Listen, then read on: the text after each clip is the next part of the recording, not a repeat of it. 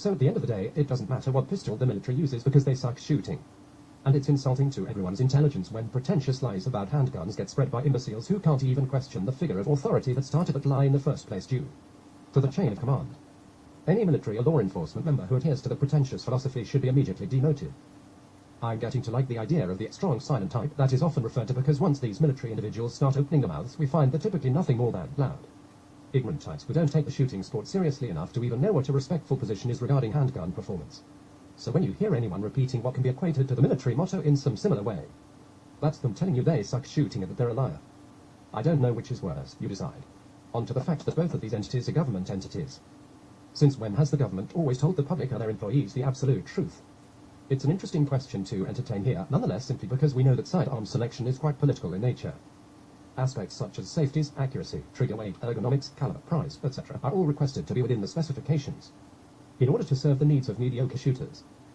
We find them picking the lightest caliber possible that allows them the most chances to hit a target while at the same time minimizing damage if they actually do miss or make a mistake. I guess they literally have to cater to the masses when it comes to that, even though you could just as easily equip them with 10mm auto if they really were professional shooters. But we observe that since they aren't, the selections are modified for a multitude of reasons. 10mm would be overkill BTW, unless you're considering some special application. If money were no object, then they certainly would be equipped with the best pistols. Other reasons are of a political nature, which is probably why said pistols will likely never see the light of day of use in North America. It's uncommon to say the least. Women shooting pistols also is obviously why 9mm is chosen above all. In an attempt to wrap all this up after a few pages, it is relatively true that a new shooter will have some difficulty learning how to shoot. But if your training regime is good, then you shouldn't have anyone talking about guns being more accurate than the shooter. Accuracy always matters, and quality is always noticed. If you deny that statement, you haven't shot enough to know and you're propagating ignorance. And finally, a few shout-outs. Hickok45 subscribes to the military motto. He claims he can't tell if one gun shoots better than the other. He did a video on accuracy very early on. He shakes his head side to side like a total liar, but then again he promotes cheap Glock pistols all the time. Motive identified. How expected. How much you want to bet he got lied to and simply repeated those lies? By the way, he should know better. The video he created was all false modesty to say the least. As well as marketing mumbo-jumbo for Glock, as it is widely accepted that the 1911 is typically regarded as the more accurate of the two pistols. Never mind what a revolver is capable of grouping, was he a cop at any point? It sounds pretty likely Hickok45 was in law enforcement.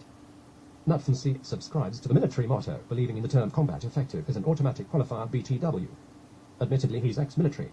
He is a person whose training and shooting isn't the kind that produces results. Nutfancy has literally put thousands of rounds downrange and never learned how to shoot better. Nutfancy is his own second kind of bad shot, not just because he's an average shot at best, but because he's been shooting for so many years and hasn't improved at all. A prime example of a military member who can't identify or produce accurate results out of the revolver at all. Nor is he interested in doing that.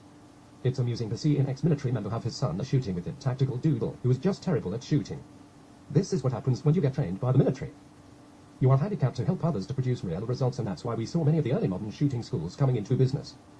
There was a real need for them because the military wasn't really getting the job done, and Nutfancy is a prime example of that. So to wrap up these shout-outs, denote that Hickok45 son can't shoot either. Even when we find enthusiasts who really shoot a lot coming from either the military or police associations, we typically don't find individuals who are really capable of helping people shoot it at a high level. The things they got told were lies, and they never figured it out because the military doesn't help people become good with a handgun. All they do is shell out excuses as to why they were given what they were given, and that it's just as good as anything else, and that it won't matter because the training will help them be as good as. They need to be aka combat effective, and that it wouldn't matter either way anyway. But never mind the fact that they hope you never get to see the light of day, an official NRA pistol target to compare against their own barn doors, if ever. And a note that we never see any NRA pistol target on either of those channels by Hickok45 and Nutfancy. Why? It's because they don't seriously shoot. The salesmen. If they were avid shooters, you could bet their kids would more than likely shoot better than they do. And you know they don't have much of an excuse for that either. They literally have free stuff, guns, ammo, accessories, handed to them on a regular basis for unboxing, reviewing, etc. The bottom line here is that the military example I presented, Nutfancy, is a prime example of why he supports 1-9s above all. It's because he adheres to the military motto. It doesn't matter what you shoot if you suck at shooting. Well, he sucks, and that's why he needs more shots and is a Glock fanboy liking pistols that admittedly lack in performance compared to other pistols. Quite literally, I have never heard Nutfancy ever say a pistol wasn't accurate. That's how much meaning Nutfancy puts toward his commentary on the most important part of a handgun. 0. Military people. Make sure it has lots of bullets, because you're going to suck shooting. Welcome to the real world of people who think they shoot. Because odds are nothing could be further from the truth. I suspect this is why Knutson has never reviewed a high-end 1911, ever, no Lesbeth, no Wilson 1911s, nothing, it would expose his philosophies for the jokes they are. Because people know what can be expected from those guns, which certainly is much more performance than the typical 1-9s he reviews.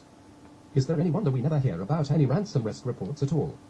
It's because if Knutson learned the actual truth in the military, he wouldn't be repeating half the garbage he says about guns arbitrarily being accurate. There's a reason Knutson has never reviewed any large-bore magnums. He can't shoot. This is why he sticks mostly to light-caliber rifle reviews. And even then he can't get those right either. Well, if you actually finished reading and listening to all of this, which should be in a larger font than the other articles, congratulations. You just learned that not all handguns are created equal and that differences in quality will be noticed by all if not the vast majority of shooters. From the new shooter to the novice to the professional. While variances in the barrel and shot grouping may vary anywhere from 10, 25, 50 or 100% given the handguns that can be compared, we understand that even if a new shooter who may only shoot a tilde 6.5 group, if the group varies by the pistol's accuracy alone, the barrel, once the group gets smaller, differences in quality and grouping will become more and more obvious to the shooter, especially if other handguns can readily be compared to the handgun initially being tested for accuracy. The design and performance of a handgun are combined in aiding the shooter to get results, so while the barrel alone helps, all those other things of value like having better triggers, sights, grips, weight, fit, etc. all contribute to the overall quality of the gun, and none of it is intended to be minimized by some political agenda set forth by any part of the government which can and does lie to people for self-serving purposes. So anyone who repeats what they say probably sucks at shooting or is a total liar. The kind of people who don't deserve any respect for their opinions on firearms in general. Basically they're being totally disrespectful, but outside of a chain of command system, it's just pretentious. Because they have no relevant authority or references to studies done. No such studies exist, and for good reason, the studies would be false. For those who may still doubt what I have written here, it's because you don't shoot. Or simply haven't shot enough different kinds of firearms to know the differences in quality and inherent accuracy that all contribute along with your own skill level for you to really understand the comparisons between different handguns and what they're capable of. You'll just have to trust that what I'm saying is right and that the military's use of psychological minimization regarding the shooter's ability, they have to really suck for it to truly apply, hence the motto, is nothing more than a self-serving manipulative technique that's likely used to downplay any criticism of the astute sidearm or thoughts thereof. Other manipulative techniques such as red herrings are also used by the military to stress importance on capacity rather than accuracy, of which we find it to be quite a non sequitur when observing the HK-MK-23 and MK-24 45 ACP being in service by the Navy SEALs for over 2 decades, while the rest of the military used the Beretta M9. Now, with the SIG MK-25, 9mm, being introduced, we're beginning to understand that there's likely a logistical component to the selection, not to forget ditching the previous polymer design after being at war for so long. You can find 9x19 just about anywhere. Or maybe there's a real GJ now log. Who knows exactly why 9mm is being chosen this time around. Tilde copyright tilde.